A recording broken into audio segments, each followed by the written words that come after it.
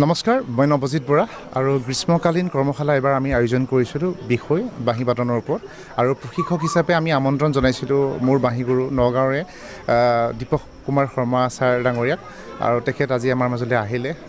আমাৰ ইয়াতে এইবাৰ বাঁহী কৰ্মশালাত বহুত বেলেগ বেলেগ জেগাৰ পৰা আহিছে। আচলতে আমি কেতিয়াও কল্পনা কৰা নাছিলোঁ আৰু ময়ে বাঁহীৰ লগত জড়িত হৈ থকা প্ৰায় 18 বছৰ 19 বছৰ হ'ল। আজিলৈকে কেতিয়াও বাঁহী কৰ্মশালা নগাঁৱত মই পোৱা নাই, মই নজনাত হ'ব পাৰে বাৰু। গতিকে আমাৰ ইয়াত প্ৰশিক্ষণ ল'বলৈ বৰ্তমান 70জন নামভৰ্তি কৰিছে, 70জনে। আৰু সেই 70জনৰ ভিতৰত কিন্তু ডিব্ৰুগড় আছে, যোৰহাট আছে, দেৰগাঁও আছে, লখিমপুৰ আছে, গহপুৰ আছে, বাক্সা ডিষ্ট্ৰিক্টৰ আছে, ওদালগুৰি আছে, বকুৰ পৰা আহিছে, জাগিৰোড আছে, কাৰ্বি আংলং আছে, এনেকৈ আদিকে কৰি বহুত নতুন পুৰণি বহুতখিনি আহিছে আৰু সকলোৱে খুব সঁহাৰি পাইছোঁ আচলতে। আৰু পৰিৱেশটো খুব ভাল হৈছে আচলতে। বাঁহীৰ কাৰণে ইমানখিনি যে ওলাই আহিছে আৰু সকলোৱে বজাব পৰা নাই, কিছুমানে পাৰিছে, তথাপিও শিকিবলৈ যে আহিছে সেইটোৱে বহুত বেছি ভাল লাগিছে। ভবা নাছিলোঁ, কেতিয়া খুব সৰুকৈ আয়োজন কৰিছিলোঁ। মই ঘৰতে বাঁহীৰ ক্লাছ কৰোঁ, নৱফ্লুইট ক্লাছ বুলি এটা বাঁহীৰ ক্লাছ প্ৰতি দেওবাৰে কৰোঁ আৰু সেই ক্লাছটোৰ পৰাই আমি কৰ্মশালাখন আয়োজন কৰিছিলোঁ সেই সীমিত কিছু ছাত্ৰ ছাত্ৰী লৈ। কিন্তু আমাৰ ইমান এটা বিশাল সমাগম হ'ব বুলি আমি বাঁহীৰ ক্ষেত্ৰত কেতিয়াও ভবা নাছিলোঁ আৰু আমাক এই ক্ষেত্ৰত সহায় কৰিছে বাঁহীৰ ছাত্ৰ মোৰ বন্ধু জাহ্নুপ্ৰাণ, অবিনাশ ৰাজা, ডিম্পল, ৰঞ্জিত, এই গোটেইখিনিয়ে যথেষ্টখিনি সহায় কৰিছে। অভিভাৱকসকলেও সহায় কৰিছে। লগতে আমাৰ দীপক ছাৰৰ পৰা আমি দিহা পৰামৰ্শ যথেষ্টখিনি পাইছোঁ। গতিকে সেইমতে আগবাঢ়িছোঁ।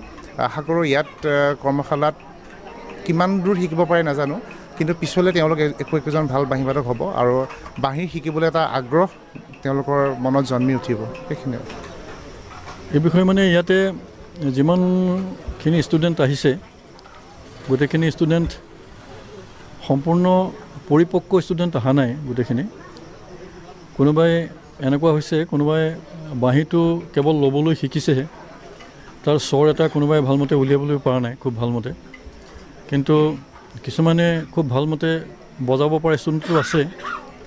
গতিকে কি হ'ল, তেওঁলোকক এই আমাৰ যি বৃন্দাবন সংগীত বিদ্যালয়ে, বিশেষকৈ নৱ আৰু তেওঁৰ লগত কেইজনমান আছে, এইকেইজনে যি অপৰিসীম কষ্ট কৰি এই কৰ্মশালাটোৰ আয়োজন কৰিছে, তাত তেওঁলোক এটা কথাত উপকৃত হৈছে যে তেওঁলোকে অন্ততঃ আমাৰ যিখিনি এই লোকসংগীত আছে, এই লোকসংগীতখিনি তেওঁলোকৰ এটা আয়ত্তলৈ আহিব বুলি তেওঁলোকে ভাবিছে।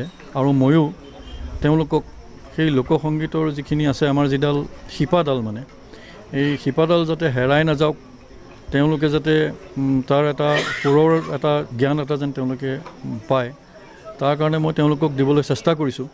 কিন্তু মই এইটো কথা নকওঁ যে তেওঁলোকে সম্পূৰ্ণ আয়ত্ত কৰিব পাৰিছে বুলিও মই ক'ব নিবিচাৰোঁ, কাৰণ ন শিকাৰো আছে। তেওঁলোকে সকলোৱে বাঁহীটো খুব ভালমতে এতিয়ালৈকে শিকিব পৰা নাই, কিন্তু তেওঁলোকৰ এটা ধাৰণা এটা হ'ব যে বাঁহীটো এনেকৈ বজাব লাগে, এইটো বাটেৰে গ'লে আমি এনেকুৱা এটা আমাৰ সফলতা এটা অৰ্জন কৰিব পাৰিম।